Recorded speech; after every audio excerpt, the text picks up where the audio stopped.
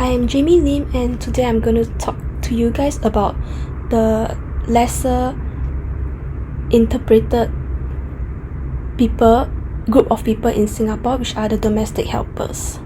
So what are domestic helpers? It actually refers to workers who perform domestic work for pay, and these are the workers who work in homes of others for pay, providing a range of domestic services like they swipe, they clean, they wash clothes and dishes, shop, cook, care for children, and of course the elderly, the sick and disabled, and maybe also provide services such as gardening, driving, and security. I'll be talking about 4 literature review. The first one would be the maid's concerns, which are money and personal freedom. The second one would be being exploited. Third would be they are actually being treated as punching bags and also robots. Lastly will be overworking domestic helpers. So for the first literature review, which is maid's concern, money matters, and personal freedom.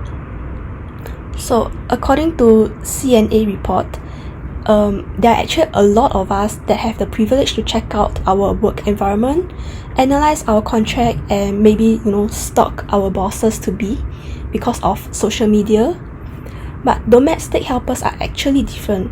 They do not have any of the privilege that we have, and they are also binded to their bosses or employers from their work visas, giving their employers the power to terminate their contract. So an example would be the first domestic helper. She had an acute appendicitis surgery but was only let go 3 days before, and her employee even asked her to stop making drama when she first complained about a headache and a sharp pain in her abdomen after she was told to look after the employer's child. She only ended up in one of Singapore's hospitals when she was rolling in pain and asked for help from her neighbour's helper. It's not even from her employer, as her employer only gave her Panadol.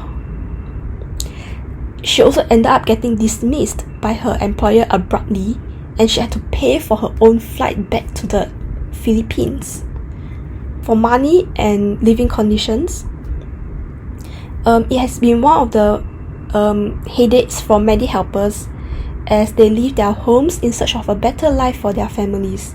But before they can make any gains, most of them know that they must suffer financial hardship in the first few months, as they know that they have to pay placement fees, and actually a lot of them do not know what are the placement fees for.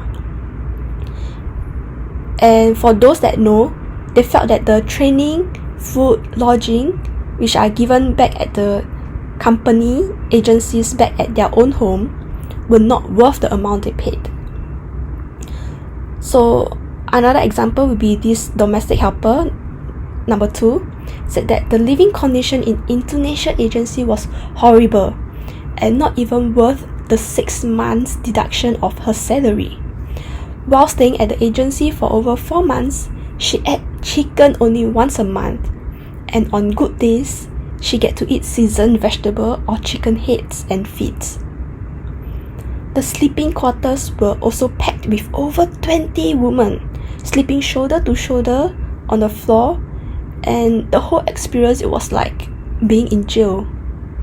The second literature review will be being exploited. This being exploited literature review is conducted by independent consultancy research across borders, and it actually shows that 6 out of 10 of the domestic helpers are being exploited in Singapore. And a lot of them actually responded that they use their own money to pay for their meals and other essential that should be provided by their employer by law. And there is a one-sided condition that causes grossly unequal power relations between maids and their employers, which means they are excluded from the Employment Act on the basis that domestic work is unique in nature. Instead, they are covered under Employment of Foreign Manpower Act. So there are two examples. The first one would be helpers who did not have their own room reported sleeping in storage and living rooms. One even said that she slept on the front balcony, and another said that she slept in the front of the toilet. The second example would be the helper had her salary deducted because her employer said she cut the tofu wrongly. And there is also surveillance, sexual, physical, and psychology violence in the same literature review. 1/4 of the domestic helper reports that they actually do experience violence from their employers, and 37% of them said that there were surveillance camera in their home. And from Singapore State Court, 26 cases of abuse against domestic helpers were filed in 2014 alone, compared with 90 cases of maltreated towards domestic workers between 2010 and 2015. The third literature review will be domestic helpers being treated as punching bags. So domestic helpers are being treated as punching bags to kick and humiliate, as some employers think of them as robots who do not need to eat, sleep, or even get paid. There are a handful of employers who seem to think that it is perfectly acceptable to have this kind of verbal and physical abuse to another person. The first example would be one Singaporean employer was found guilty of slapping and punching his Muslim domestic worker, forcing her to bow 100 times in front of a Buddhist altar and stuffing a plastic bottle inside of her mouth. Example 2 would be one Singapore employer was found guilty of having punched her domestic worker so much over the course of the 2-year contract that the helper had become blind in her left eye, while her right eye was also injured. The last literature review will be Overworking Domestic Helpers. This is a casework data report from home, which they will be my industry partner. The report noted that based on casework data from home, out of 2.8k complaints it received from April 2017 to March 2018, close to 500 were actually related to overworking. The report also says that it is not uncommon for domestic workers to report working hours that range from 16 to 18 hours a day. In some extreme cases, even up to 20 hours a day. Some of them do not even have any rest days. Even though there are some leave-in requirements for these domestic workers, those who look after elderly or young children, to be on call 24/7. And another issue of overwork includes being asked to perform tasks not traditionally reviewed as domestic work. For example, giving employers massage, washing their cars, or working illegally in another household or the employer's business. These are the key concepts and theories. Objectification proposed that girls and women, more so than boys and men, are socialized to internalize an observer's perspective as their primary view of their physical selves. Stigmatization is a behavior or reputation which is socially discrediting in a particular way. It causes an individual to be mentally classified by others in an undesirable, rejected stereotype rather than in an accepted normal one.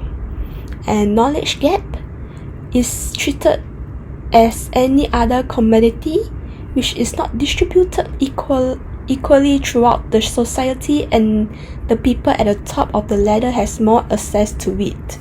What is the outcome and significance to this research is that I would want to improve the well-being, to improve the state of domestic helpers, being comfortable, healthy and happy with their job or employer. Second would be their welfare, which is to improve the state of domestic helper fortune. I'll be working with humanitarian organization for migration economics, which is also known as HOME, as I have previously mentioned. So, who are they? They are a Singapore-based charity founded in 2004. HOME is dedicated to empowering and supporting migrant workers who find themselves victims of human rights violation and suffer abuse and exploitation. They provide immediate crisis intervention as well as long-term support such as education, training programs to achieve our goals of enhancing the well-being and future economic prospect of migrant workers. They also seek to promote the diverse voices of migrant workers in Singapore through outreach projects and public education on issues affecting them. This is the conclusion of the research.